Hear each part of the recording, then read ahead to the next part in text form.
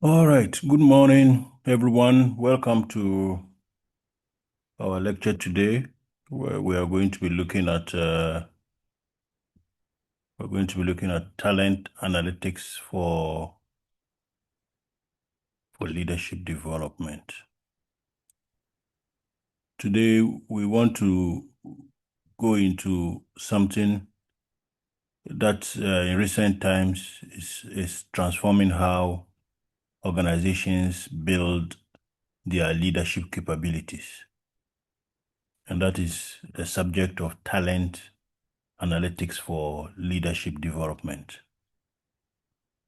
I know when you hear analytics, some of you might be thinking that, oh, this has got to do with numbers and numbers and numbers.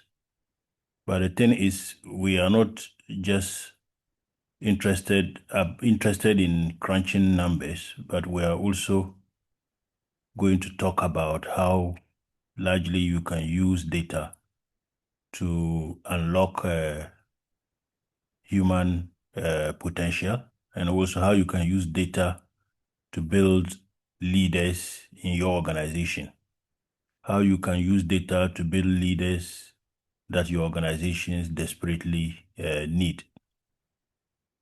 So you just think about this for a moment. Every day, leaders in organizations make critical decisions and the critical decisions are usually about people. Decisions about who to hire, decisions about who to employ, decisions about who to promote, decisions about who to develop, decisions about who should be the next CEO or the next director. Traditionally, these decisions have been based on gut feeling. I remember our first lecture, we were talking about the fact that we are preparing leaders who would make their decisions based on data and not just based on the rule of thumb or gut feeling or personal relationships. So typically we are trying to move away from leadership that would always say that, oh, we have always done things this way, so that is the way we must go. So there's a better way, and that better way is to look at talent analytics and how data can be used to inform how leaders are chosen, how leaders are developed, and how leaders are sustained. Okay, so that's exactly what we're going to be exploring today.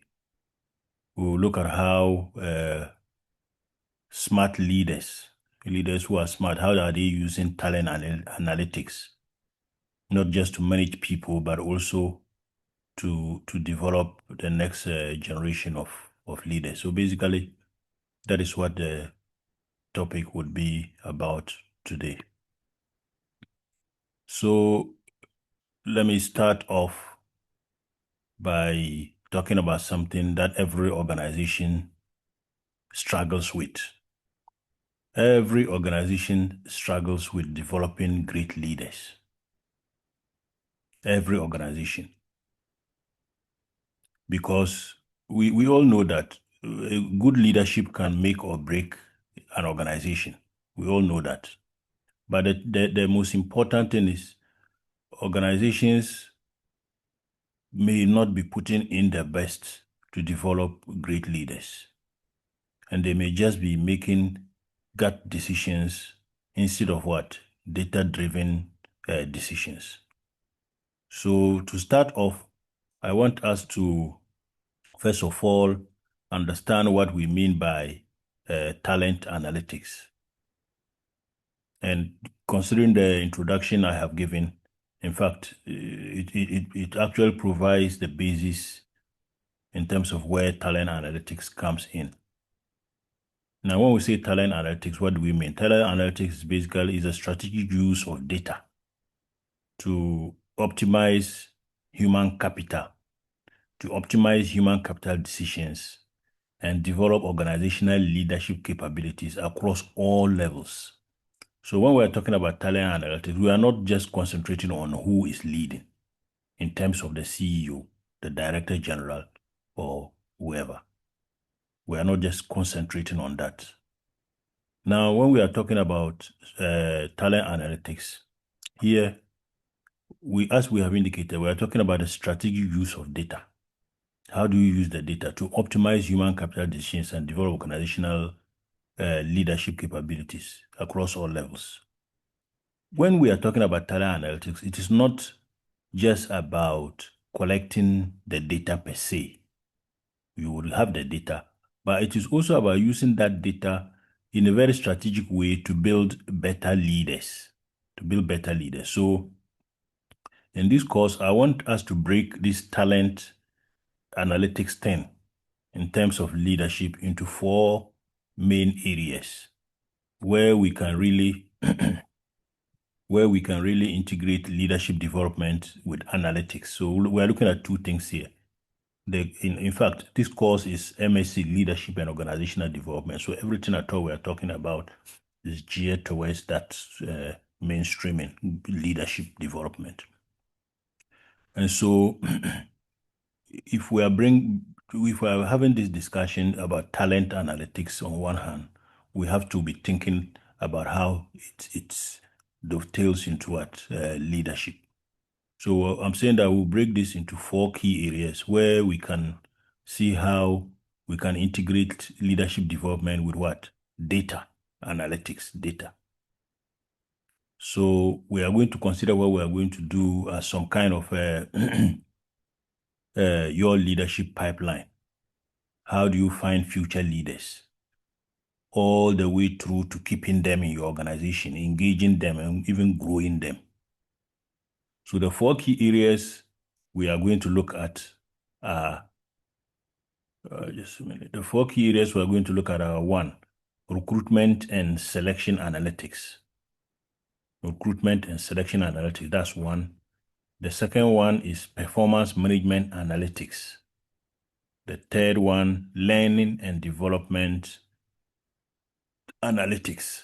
And then the last one, succession planning and talent retention analytics. So we'll take it one after the other.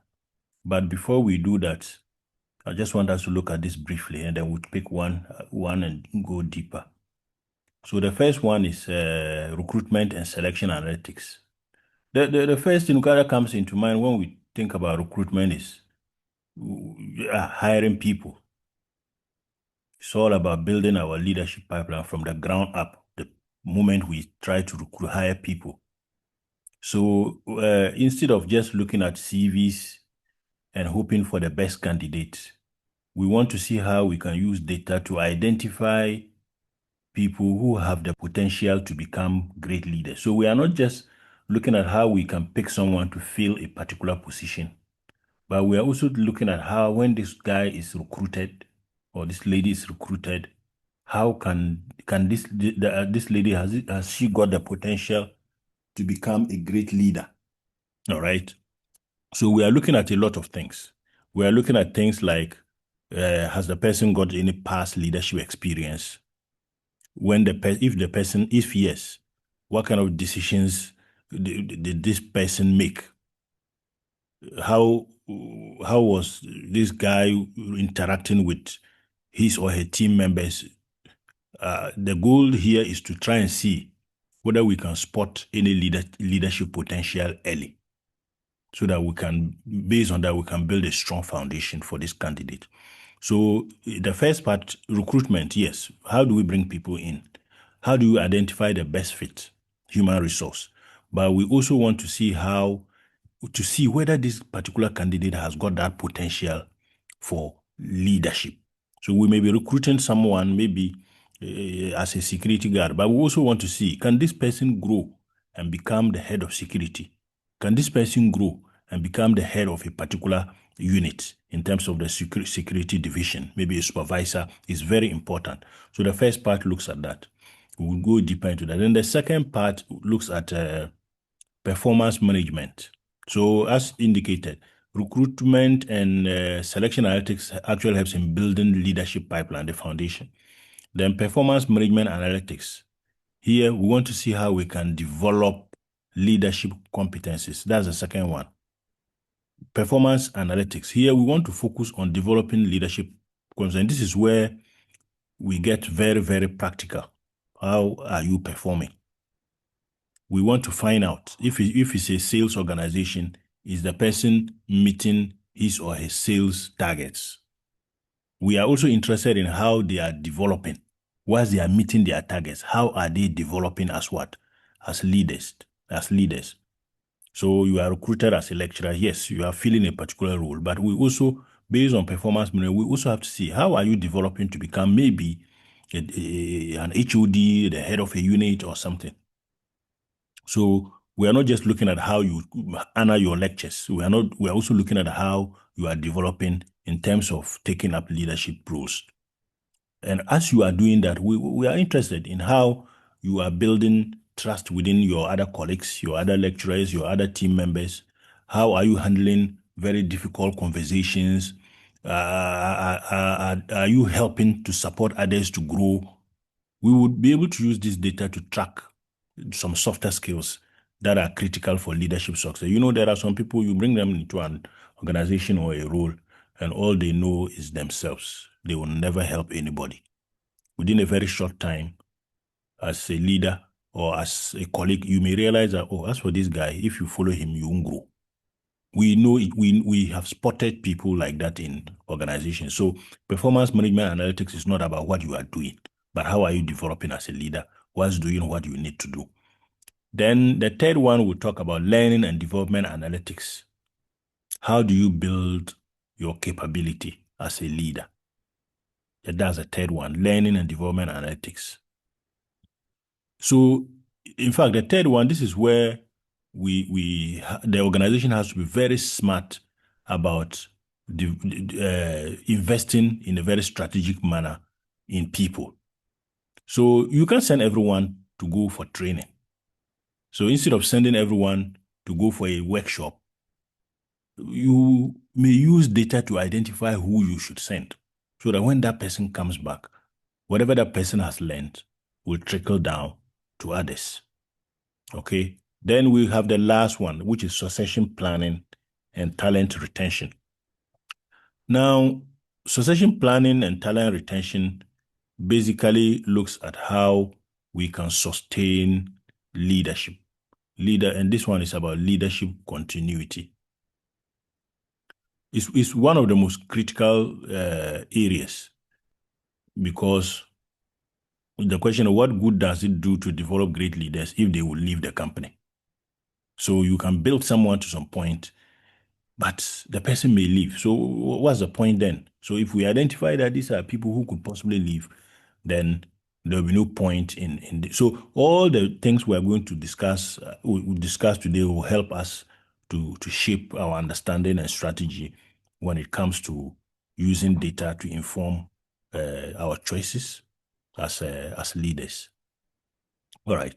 So let me just stop here for a minute and find out if you have any question. So you can unmute yourself if you have anything. But basically, this is what we are going to be doing. All right. You can also, if you want to ask a question, you can also just click your hand up so that I can stop. All right.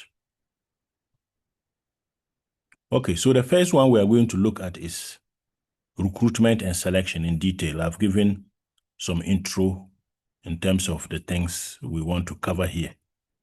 But let's go into detail. Yes.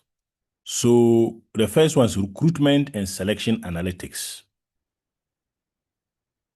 Recruitment and selection analytics. We have talked briefly about how we can bring people in, and I've walked you through that. But I want us to actually understand the fact that when we say recruitment and selection for this particular course, we want to see how we can utilize data to optimize the recruitment and selection process. And in optimizing that, we also want to see how we can identify candidates with leadership potential and those who would be fit to become what? To become future leaders. Right. Now, what can we use to measure this particular process of recruiting and selecting? What kind of data do we need to actually do this recruitment and selection analytics. So we are going to dive deeper into how do you measure? Because you see, what we are trying to do in today's topic is to try and see how we can use data to inform our decisions throughout these processes in identifying leaders. So what kind of data do we need as part of the recruitment and selection analytics section? We just indicated that recruitment and selection traditionally to HR people is straightforward. You want to identify people to fill particular positions. But as leaders, we say that we want to go beyond that by utilizing data to make the recruitment and selection process better, so that through the recruitment and selection process, we can identify people who have the potential to become leaders. We'll also be able to identify people who will fit very well as future leader when future leadership roles come. So how do you measure that?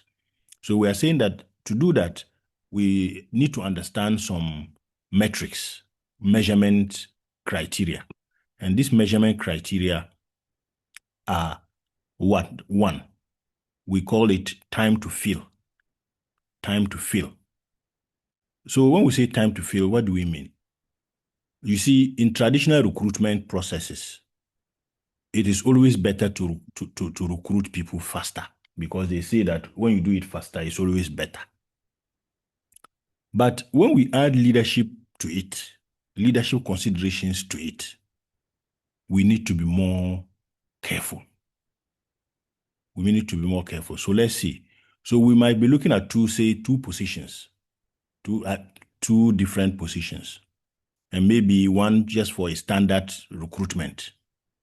Standard recruitment, when I say standard recruitment, we just want to fill a particular position, maybe lecturer.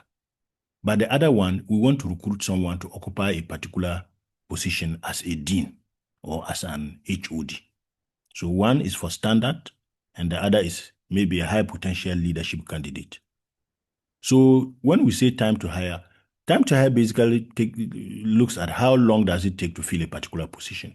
So maybe with our standard time to fill or time to hire, it may be taking 30 days to do that, to complete the whole recruitment process. But for leadership potential candidates, those who we think may have the potential to occupy or become great leaders, we need to take more time. So the time to fill will be more. So whilst we may take 30 days to fill a standard candidate, when it comes to candidates with leadership potential, we may be willing to invest extra days and maybe increase it from 30 to 45 days so that we can do proper leadership assessment, so that the data can help us to balance it. Because you see, two of these guys may be recruited, but because we are considering the other one for a leadership position, we need to take more time to look at other things which we would not ordinarily consider if it is a standard position. So in a nutshell, what I'm saying is that when it comes to a standard hire or standard recruitment, the time to fill is usually lesser than when it comes to filling a particular position, and the position we were considering what the leadership potential of the candidate. It may take a longer time. Apart from that, the other metrics is what we refer to as cost per hire. Cost per hire. Cost per hire also it changes when we are considering leadership development or people with leadership potential. Because if it's a standard hire, the amount we are going to spend to hire, if the time is shorter, it will be different from when the time is longer. So we might spend more upfront, maybe additional assessment may be needed if we are looking at a candidate with what? Potential, leadership potential. We may need additional time. Additional time will mean additional expenditure. We may need to engage in more intensive interview processes. We may need to do intensive or extensive check in terms of background check before the person can fill. But the kind of checks we would do for a standard hire will be lesser. And that comes with additional costs, especially with candidates with what? leadership potential or candidate or positions we want to fill for leadership roles. Then we also have what we say quality of hire. Quality of hire is multidimensional when we add leadership to it. So we are not just interested in the competency and whether the person can do the job, right? We are not just asking the person. We are not just asking the question that has this person met the performance goals? We are asking additional questions. Are they developing leadership behaviors? So quality of hire. So there are some positions, and let me give a typical example. In our political landscape these days, people are given position without even going through interview. Compare that to someone going through an interview. In that case, the quality of hire will be different.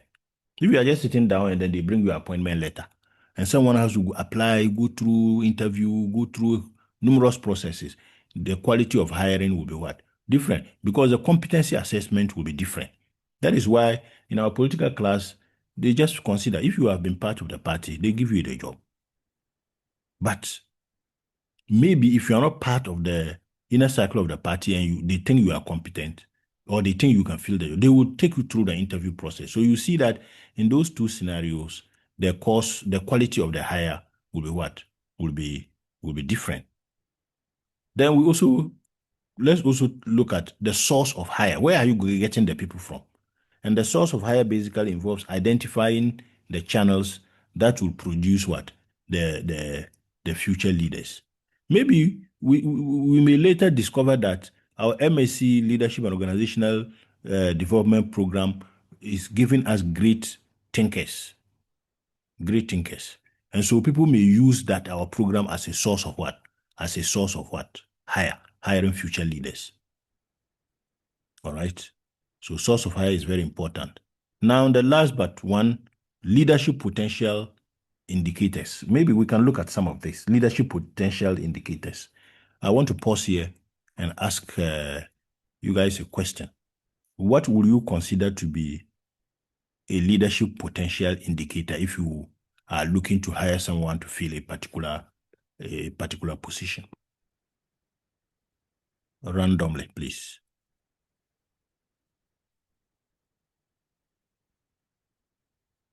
You can unmute yourself. You can unmute yourself. Prof, I think that the first thing I would look out for as a leader would be to look at the person's ability, competency ability. Okay. Whether or not the person whether he or she has the ability to fill that role. And then you also have to look at the cultural background of that person. Okay. All right. Yes, so that's my view. Okay. I think I like the last bit you indicated, the cultural background of the person. Because if you look at our definition, we are saying that recruitment and selection analytics, we're interested in the person who would have what? The leadership potential. But that person must also be what? Culturally fit in future leadership roles. So you put people in a particular position and they have a leadership potential, but you realize that, though they have a potential, but they won't fit into this environment because either they are not culturally sensitive or they are not culturally developed in a way to be able to fit into that position. Any other indicator you would consider if you were to hire people for a leader? Prof, Yes. I will also look at the person's criminal background. Okay. And when I say that, it includes checking how safe the person is in terms of relating with if the person is a man relating with women the same way, especially in an environment where children are, in terms of abuse and all that. Yeah. So safeguarding issues, background of the person. Excellent. And I remember I have worked in a well-developed environment where if you are going to be recruited into particular roles, in the UK, they call it the CRB check. They call it the Criminal Records Bureau check. And this one is just to find out if you are going to be dealing with vulnerable people, like the aged, or you are going to be dealing with children. They would do this CRB check to find out. And I remember I was once in the UK and I wanted to do a job in the care industry, and they requested for this check. But I wasn't in the UK for a long time enough to have my background checked for in the last 5 years. So what they did was they asked for my addresses and places I have worked in Ghana. And they also asked for a police criminal check from Ghana to support that. This is just one of the indicators you can use, because in as much as they wanted to use me to fill a particular vacancy, they were also looking at how I could develop in the organization. And if I have a criminal record, or a record with maybe molesting kids or treating the vulnerable bad in a bad manner, it will affect the process. So when we are recruiting, we are not only interested in whether the person ticks all the boxes, but we also need to do deeper analysis and assessment of the candidate to see if the candidate is brought into the organization to fill that vacancy. How is he growing? How is the growth going to do what? To affect others. All right. Thank you. So we would continue. Now, what are the benefits? What are the benefits in terms of recruitment and selection analytics? So some of you may be thinking, okay, recruitment and selection analytics is great, but this may just be in theory. But in fact, what we're actually getting out of this recruitment analytics is to understand how important data is to us in our current dispensation. So there are several benefits we can derive from it.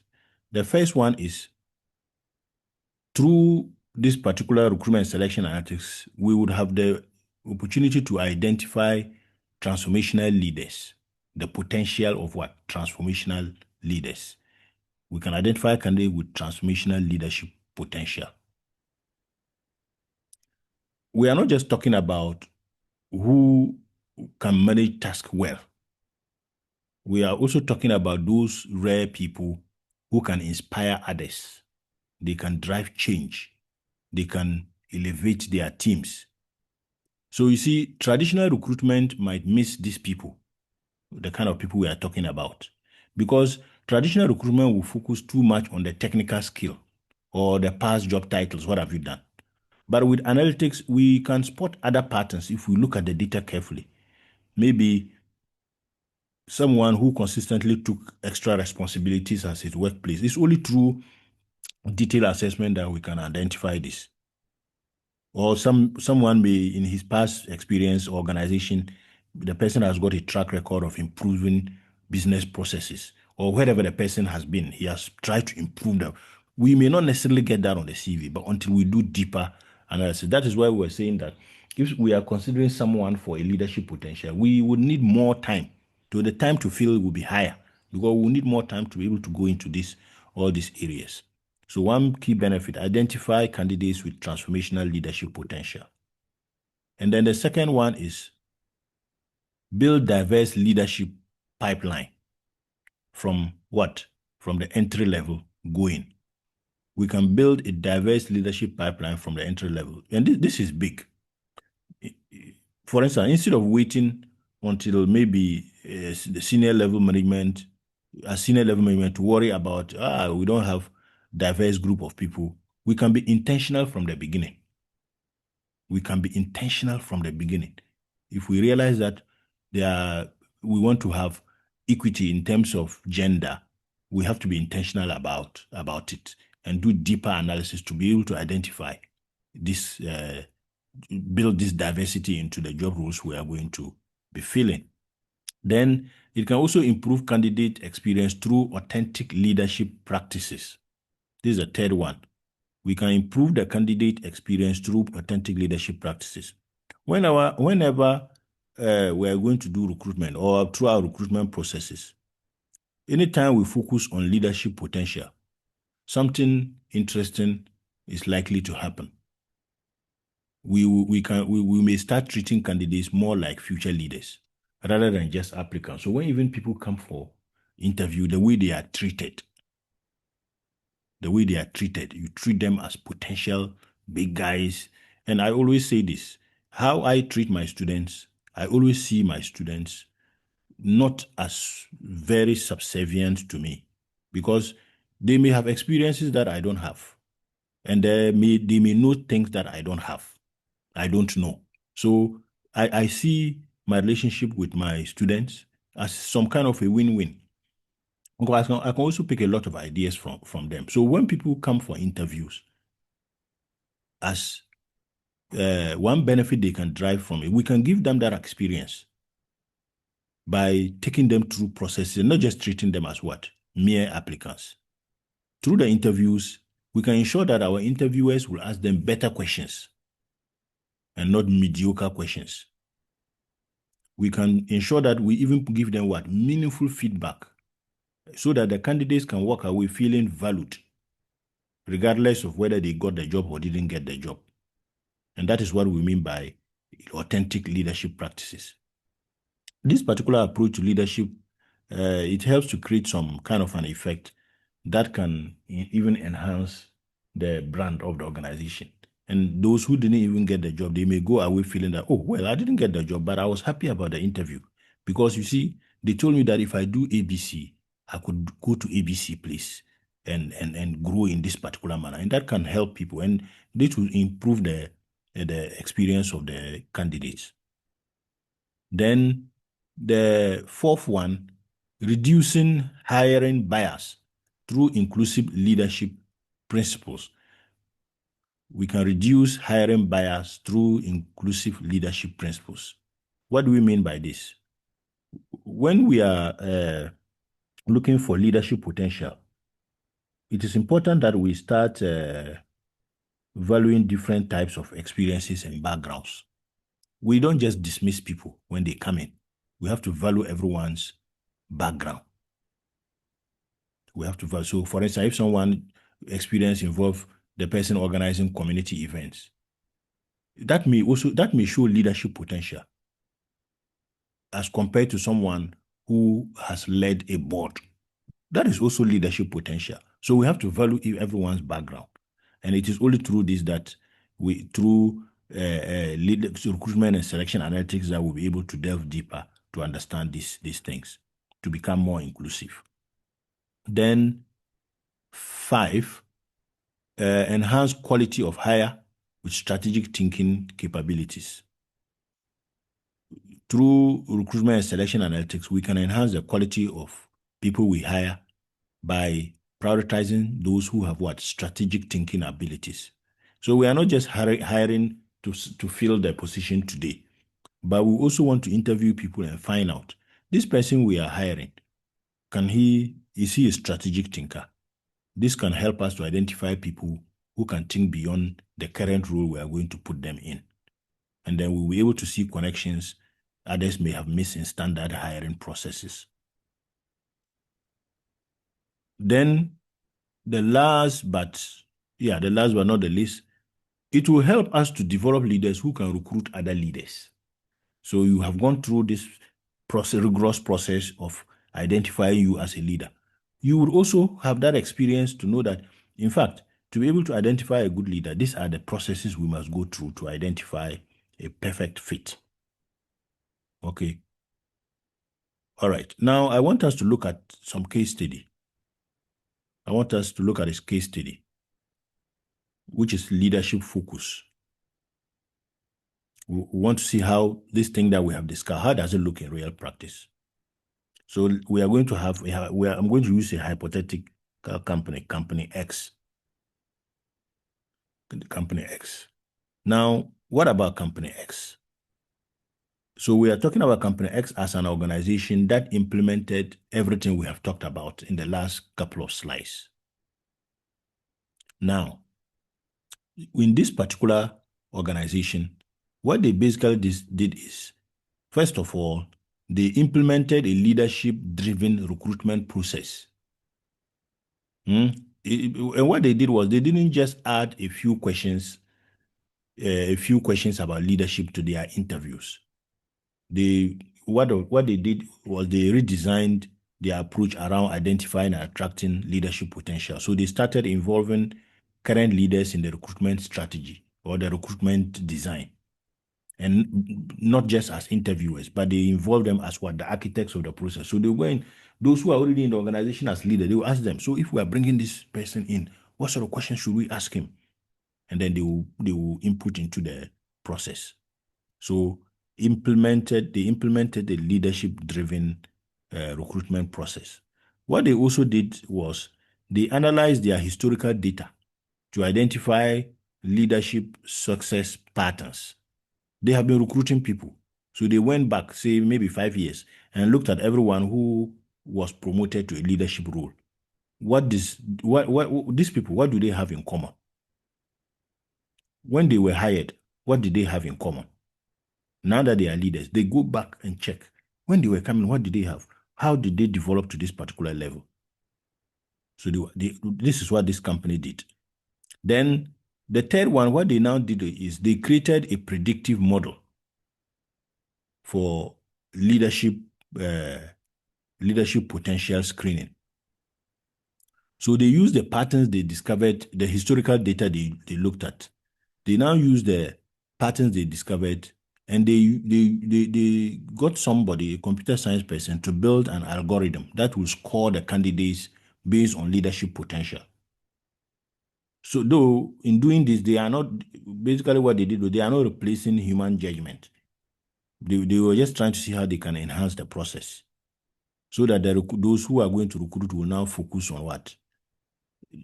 They can now use their time to focus on candidates who have the highest potential.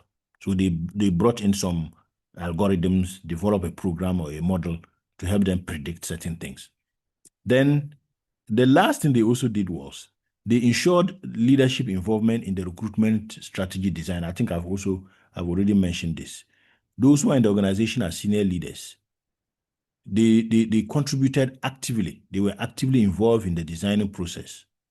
And because of that, involving current leaders meant that you need to get the buy-in of those who are already in the organization so that anyone who is recruited as a potential leader, they will not be at loggerheads with those who are already in the organization. So leadership involvement was a strategy this particular company engaged in. Now, what did it lead to? After them doing all this, the company realized that the time to fill was reduced because they did all these things. The time to fill vacancies in the organization reduced by 25%.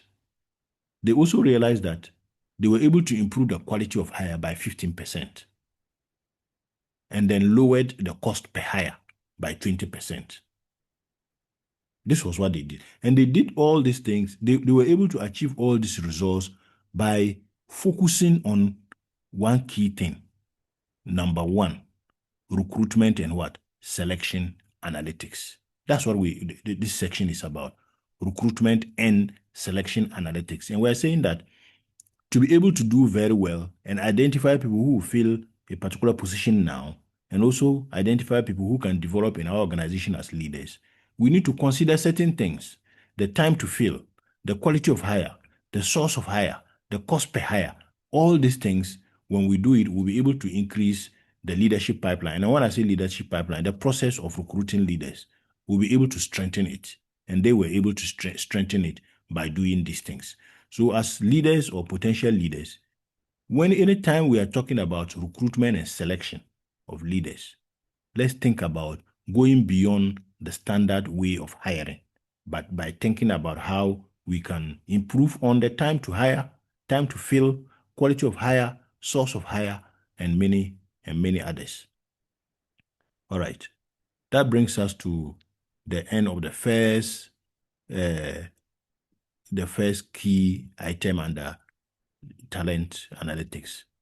Now, the next thing I want us to look at is the second one, our second key area, performance management analytics. What do we mean by performance management analytics?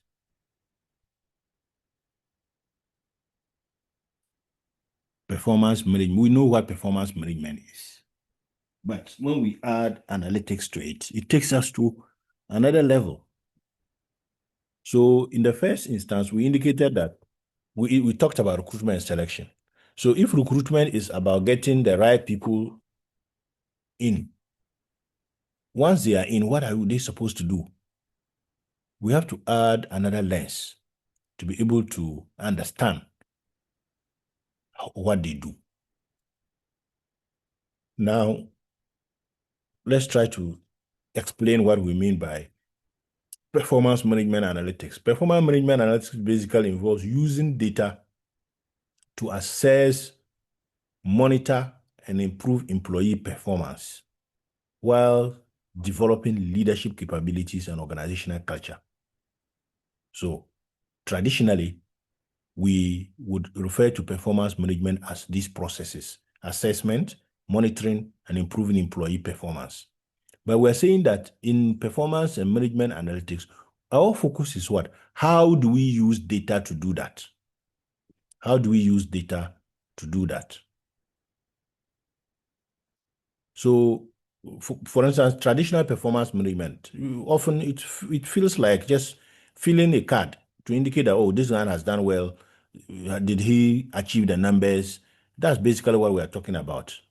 But when we are talking about leadership-focused performance management, it's more than just ticking the boxes and say that, oh, he did well, he achieved so and so target. It's more than that.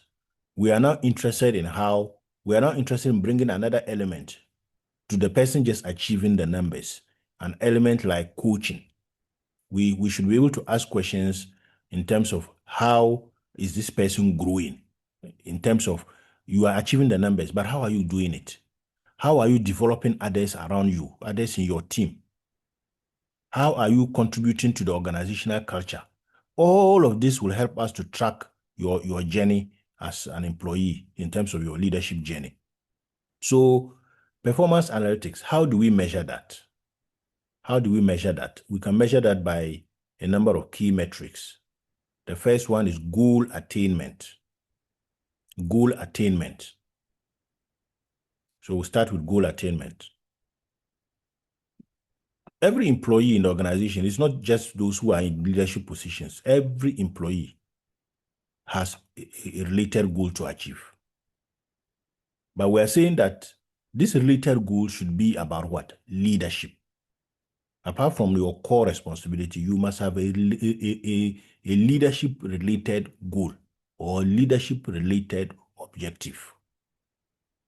It may just be about mentoring new members who are recruited into your team. It may just be about mentoring them. It may also be about leading maybe a particular project, or how do you ensure that people are able to collaborate in your team. So we should be able to track traditional performance goals, what your core responsibilities are, alongside these leadership objectives, how you are able to manage people, how you are able to deal with conflicting situations, how you are able to bring tensions down in your team. All these things are part of the goal attainment we are talking about. Then we also have what we call leadership competency, the ratings of a leadership competency.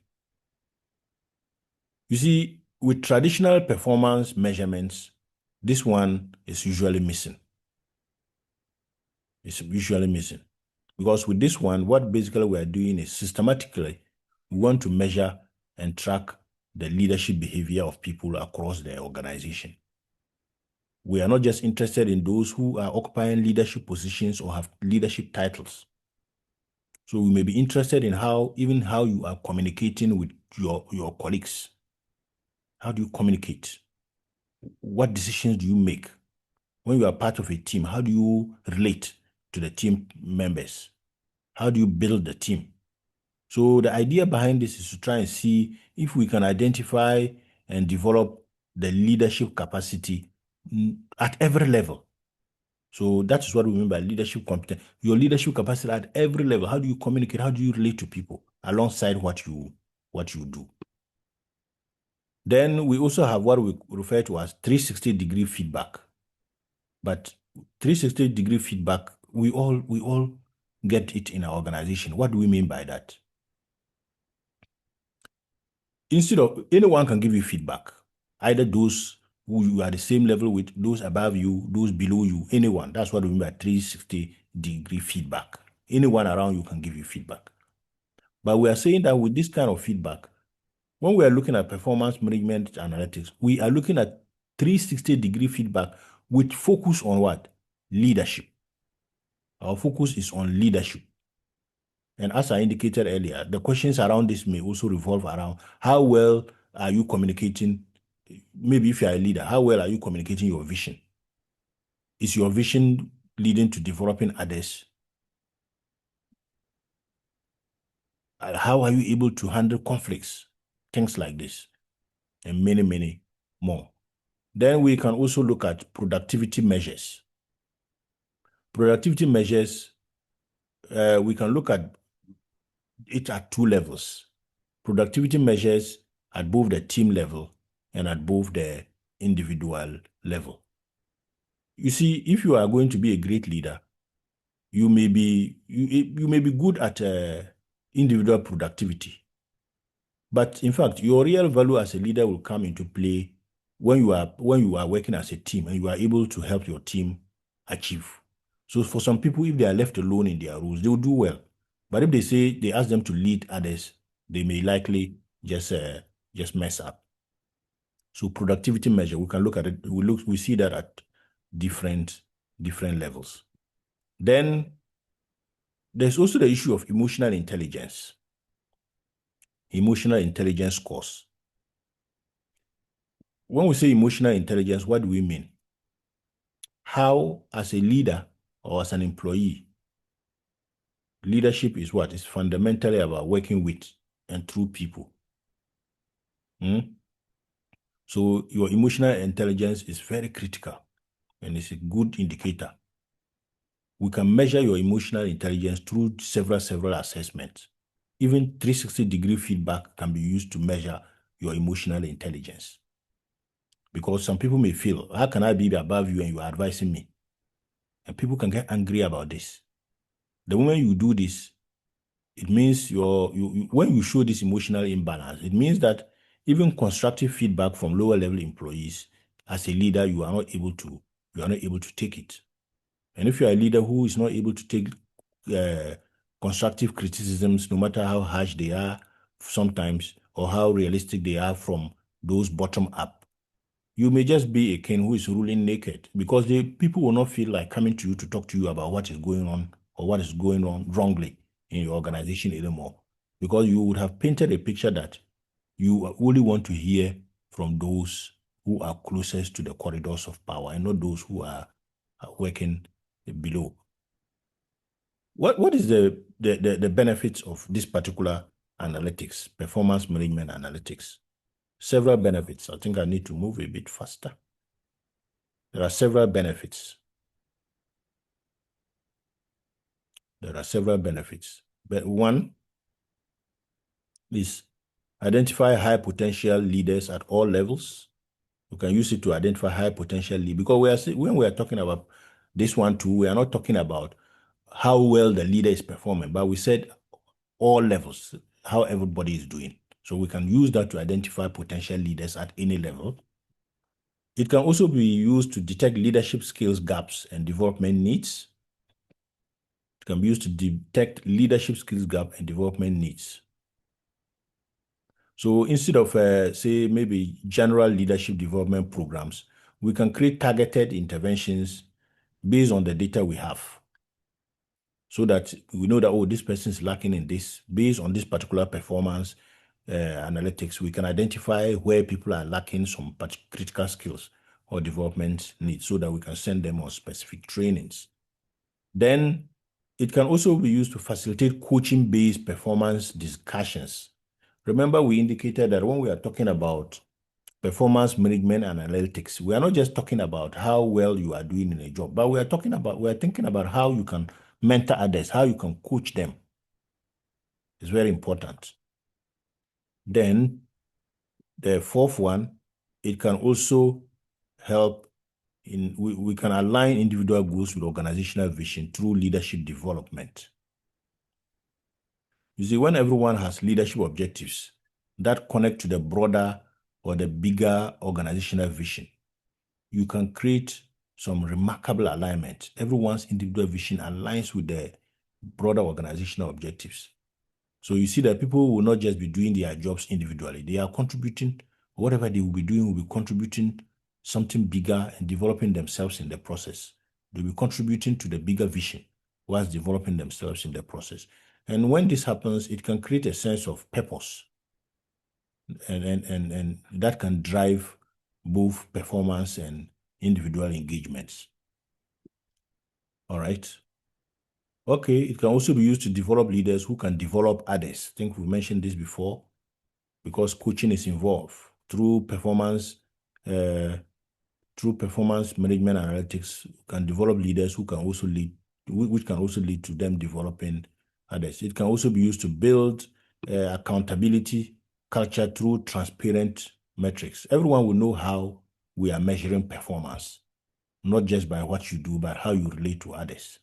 And so when people are moved to occupy certain positions, everyone will know that, oh, okay, yes, based on the analytics, we can all attest to the fact that this was transparent and that this person is actually, he actually deserves it. All right. Now let's look at some kind of a case study to support that, a hypothetical case study to support the power of leadership-focused performance management analytics. So we are looking at company Y.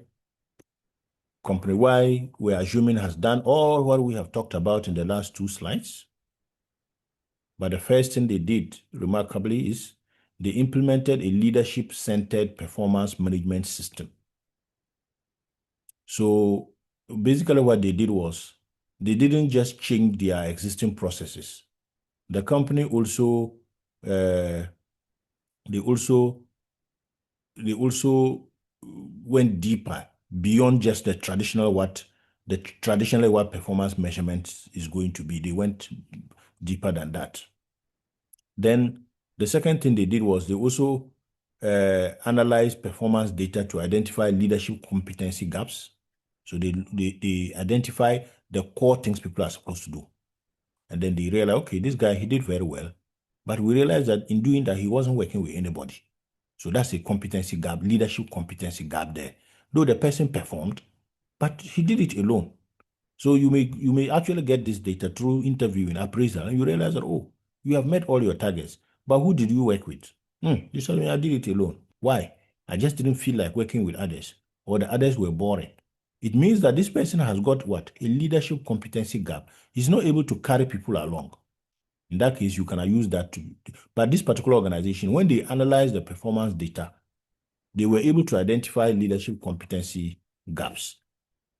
Then the third thing they also did was they conducted leadership targeted training programs based on the data that is revealed through the leadership competency gaps, through the analysis they conducted. They conducted leadership targeted training programs.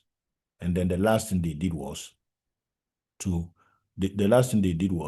leaders coached the coaching process. They didn't bring external people to do what? To do the coaching and the mentoring. Those who are in the organization. And that's what made it very special. Their leaders coached the coaching process. Senior leaders didn't just participate in the performance reviews.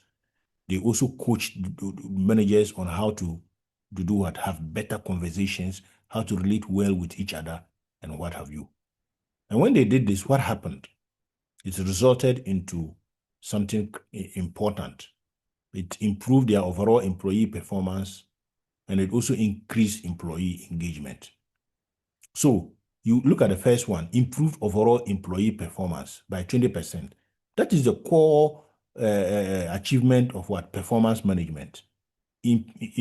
Performance management, employee performance. But it also led to something else by increasing employee engagement. Because for talent analytics, we are saying that when we are dealing with performance management analytics, we are not just interested in how well the employee is performing, but we're also interested in how this person is bringing others along, how this person, in an attempt to perform, how is he communicating with others, how is he developing other team members, how is he mentoring. So as a leader, for you to be able to increase employee engagement, increase performance using talent analytics, you should be interested in developing or implementing leadership-centered management system. You should be able to rely on your past data to see how people are doing and how they did it. Did they involve others? Did they do it alone? When you have identified these gaps, you can then conduct training, targeted training for them. And when you do that, they will be able to develop very well as leaders. Any question? Otherwise, I move on to the third one. The third one is on learning and development analytics. Learning and development analytics. Now, as leadership students, we know what learning and development is. Learning and development, we know what it is. But we are saying that when it comes to talent analytics, we want to see how we can, again, use data to optimize the learning process. And in optimizing the learning process, our emphasis is on what? How do we use data to ensure when leaders go on training, it will lead to what? Leadership development. And when they come back, it could lead to increase in organizational capability or capacity building. And then we can have what? A continuous culture of learning in the organization. So people go on trainings, they come back, and they just go back into their shells, their shells. No one knows what they have done.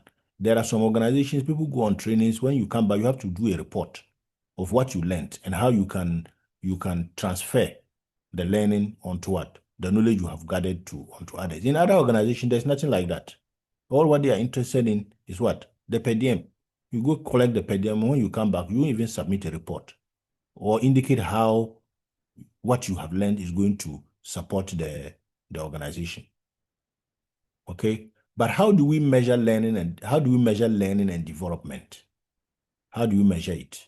We can measure it by, first of all, trying to understand how effective the training the leaders went on was. Was it effective? We can do that. Apart from that, we can also try to find out what they learned when they went onto this leadership training. How are they transferring it into their behaviors? Learning transfer to leadership behaviors. How are they doing that? We can also ask the direct question. What skill did you acquire when you went to that training? Right? And then there's also the finance people will always tell you the return on investment. What value are we getting after spending thousands and thousands of Ghana cedis to send you on a trip? What are you going to benefit from it? So the return on investment for leadership development, very important. Okay. Then the last one, yes, if you have learned some skill, how are you going to incorporate that into your mentoring process? How are you going to incorporate that into your mentoring process? What are the benefits? The benefits are many. It can help us to identify most effective leadership development methods. Because you see, there are some trainings that are not necessary. Because they are not necessary because they are not effective. So people just go on those trainings and they don't learn anything. But when we identify competency gaps and send people on leadership trainings that match the gaps we identify, we will realize that we will be able to identify effective leadership development methods. If you identify the gaps, it is easier to identify the leadership development methods. Then we can tailor learning content to individual leadership styles. It can also help us. It can also help us to measure impact of learning on team performance. It can help us to optimize leadership development budget allocation and not just see it as an opportunity for chop. People go on trainings and they just see it as an opportunity to chop, but not as an opportunity to optimize the budget. So when you are going on a training, this training is going to cost this. When you come back, how can we ensure that we have the value we are going to get? It will not be a waste of resources. Okay. So instead of, say, maybe spreading resources evenly across all programs, we can invest strategically in areas that will have the highest impact. Then we can send people to go on those training, right? Then it can also help us to create learning organizations which are led by example. We can create learning organization led by example. When we track and measure leadership learning, something interesting can happen. The senior ones who have gone on those trainings, they can start modeling continuous learning behaviors, and then people in the organization can emulate them. This can be a benefit. Also, I have a case study. I'll rush through this. A case study. Now we are using companies at a hypothetical company, and this company also implemented a leadership-centric learning and development program. And they analyze leadership competency gaps and development needs. And then they develop personalized leadership pathways for their leaders. And then the leaders served as mentors when they got back. When this happens, it can also lead to what? Improved training effectiveness, increased skill acquisition, positive return on investment, and it can lead to the development of what? Future leaders across different organizational levels. Now, the last one I want us to look at is the last one. This is the last bit, the concluding part. Succession planning and talent retention. This is our fourth and final key area. Succession planning and what? Talent retention analytics. This is where everything actually comes together. Everything comes together here. We have recruited our leaders. We have developed them through performance and management. We have built them. We have built their capabilities through what? Learning and development. Now, what do we want to do? We need to keep them engaged and ensure that there's what? There's continuity in whatever they are doing. Just a minute. Yeah. Yes. So I'm saying that this is where everything comes together. After recruiting, after developing them through performance management, analytics, then we build their capabilities through our learning and development. Now, we need to keep them engaged and ensure what? Continuity. How do we ensure that? How do we measure that? How do we measure that? Now, the key metrics we can use to measure that are, we can use what we refer to as leadership pipeline strength. What do we mean by this? The leadership pipeline strength basically measures how many qualified successors we have for each critical leadership position. So you have a director. How many people can step into the director's shoes if the director leaves? That's a key metrics. Otherwise, there will be no continuity in the organization. So leadership pipeline strength. If this one goes, who is the next person? If he goes, who is the next person? Every organization must have that succession plan. Otherwise, the organization can easily be plunged into what? Some kind of a crisis. Then we also have succession readiness by leadership level. So having the pipeline is not enough. This person can step in, but is that person ready? So succession readiness is also very important because it can help us to understand where we are strong and where we are what? We are vulnerable. Maybe we have great succession depth, maybe at the middle level management, but maybe when it comes to the top level, maybe 10, we don't have people who can occupy senior executive roles. Then another way we can measure succession planning and talent retention is retention rates. In an organization where we have high employee turnover, people are not staying, then succession planning becomes a problem. It will always be difficult to know who is going to step in to fill the gap because people are always leaving the organization. So retention rates are also very critical to measure succession planning and talent retention. Employee engagement with leadership is another metrics. Employee engagement with leadership actually measures how well our current leaders, how are they creating the environments that would retain top talent? So, for instance, I'm Dean. How am I ensuring that lecturers who are very hardworking and very good, how do I ensure that they don't leave? I can ensure that by creating a conducive environment for growth, in terms of leadership. I can provide a conducive environment for them to work. Performance management, they can work, but I can also provide an opportunity for them to what? Grow. And I can do this by engaging them in several different fora. Okay. Apart from that, leadership transition success rate. If you say you have leadership, a strong leadership pipeline strength, you should be able to show. If you have a very strong leadership pipeline strength, this means that you have people who are lined up to occupy the next position. But the question is, has it happened before? Maybe you have that strong leadership pipeline strength, but anytime there's an opportunity, you go outside and bring someone to occupy the position. In that case, you have very weak leadership transition success rate. It's low. So you may have high leadership pipeline strength, but you may also have that readiness. The readiness level may be high, but the transition success may not be high. Because anytime someone is ready, someone is qualified, is available to occupy any position, it never happens because you always go outside to bring someone to occupy the position. In that case, the leadership transition success rate will be what? It will be low. Okay? All right. Now, what are the benefits? The benefits of succession planning and talent retention analytics are many. It can help us to identify and develop multi-generational leaders. It can ensure leadership continuity, very critical. Apart from that, it can help us to avert some crisis by reducing risk of leadership talent shortages. People want to leave. You send them on trainings and assure them that, look, you can grow in this organization.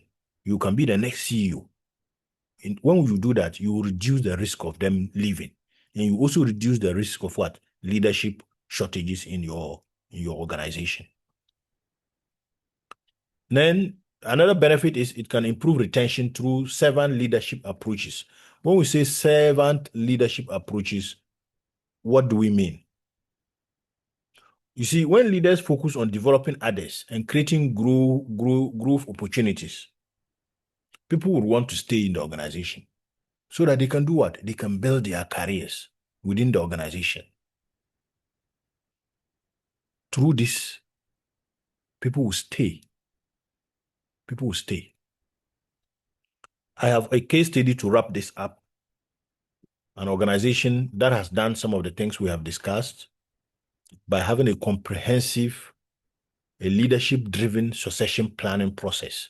So they have ensured that, let me just go back a bit. This particular organization have ensured that they have a strong leadership pipeline. They have also ensured that people are ready to occupy the next level. They have also ensured that people are not leaving the organization.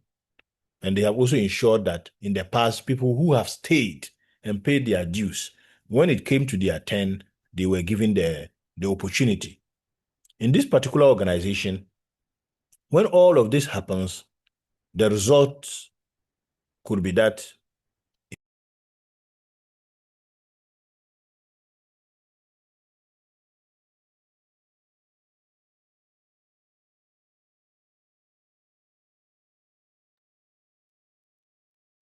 hello? Yeah, there was a breakage. So with all this, there's increase in internal promotion, increase in retention, then reduce recruitment costs, and then overall leadership transitions across different roles. Now, just 2 more slides will be done. What I want us to look at critically is this. We have actually seen a number of case studies. Now, what I want us to look at is what can actually happen in an organization.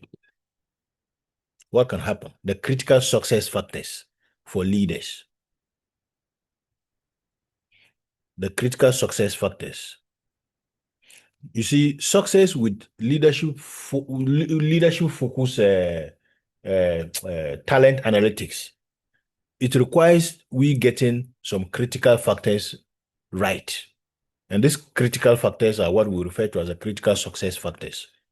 Now, the first one I want us to look at is for us to succeed in all of what we have discussed, we need a visionary leader. If you have a visionary leader at the top, we will succeed. And this is not something we can delegate or implement from the middle of the organization. We are looking at the person at the top. The person at the top must have a clear objective and the measurement metrics should be aligned with the organization's mission. And that person, that key person must have a long-term perspective on how he or she wants to develop talent in the organization. It's very critical for leadership. Then the other thing is data-driven leadership. Data-driven leadership. The second thing is you need data-driven leadership throughout the organization. Everything at all we are doing should be based on what? Data. How do we get the quality data? How do we collect the quality data? And how do we ensure that we make what? Evidence-based decisions as a leader so that there can be continuous learning in the organization and there can be continuous adaptation in the organization. The third critical success factor is collaborative leadership. We need collaborative leadership that breaks down people working in their individual units and not connecting with others. So the leader must ensure that there's collaborative leadership. We must have partnership between HR, we must have partnership with other business leaders, and we must have cross-functional talent development teams. So everyone should not just be in their individual departments and do whatever to grow. Our functions, our rules cross. And how we are able to develop cross-functional talent is important in what? In the success of our organization. Then the last but one is authentic leadership. You need authentic leadership that builds on trust, that builds trust in the process. It is built on trust and ensures that there's trust in the process. And this can happen, authentic leadership can happen through transparency in the talent process. And transparency in the talent process means people would be able to understand certain things. People will be able to understand how decisions are made, what the criteria for advancement are, and how they can develop their own leadership capabilities. You see, in an organization where there are hidden processes, it will breed cynicism, and people will not be able to engage with each other. They won't engage. The last but not the least, look, apart from transparency in talent processes, we also need to understand that one critical thing under authentic leadership is ethical use of employee data. Because the use of employee data is increasingly becoming very important. Because as we continue to collect more data about people's performance and potential, what are we going to use it for? So as leaders, we need to be very clear about how the data is going to be used, who would have access to it, and how privacy is what? Is protected. Otherwise, people will not trust the process. Then the last one is transformational leadership as a critical success factor. We need transformational leadership that will create a lasting change by focusing on developing others, not only those at the top, by focusing on developing others to become better managers, to become talent developers who will also develop others. And then the last one under transformational leadership is to create that positive organizational change. Creating positive organizational change is basically about using leadership development as a catalyst for what? Broader organizational transformation. Because when you develop better leaders, you create better teams and you create a better culture in the organization. And then it will lead to what? Better organizational results. Okay. Now, in all of this, the takeaway for me as part of my conclusion is I want to bring everything together with key messages. The essential nature of leadership, let's look at it. The essential nature of leadership-focused talent analytics. The first thing, talent analytics with leadership focus is very essential for building organizational capability and sustainability. Throughout the lecture, our focus has been on 4 key dimensions. And the first dimension was on recruitment and selection analytics. Then the second one was on what? Performance management analytics as leaders. And then the third one was on learning and development analytics. And we said that we brought all this together when we started talking about succession planning and talent retention analytics, where the issue of what? Building future leaders while retaining top leaders, top talent through engagement leadership practices. Because in all of this, we want to ensure that the people we bring in, they don't leave. They continue to be part of the leadership pipeline. They are ready, and then they can transition into better leaders going forward.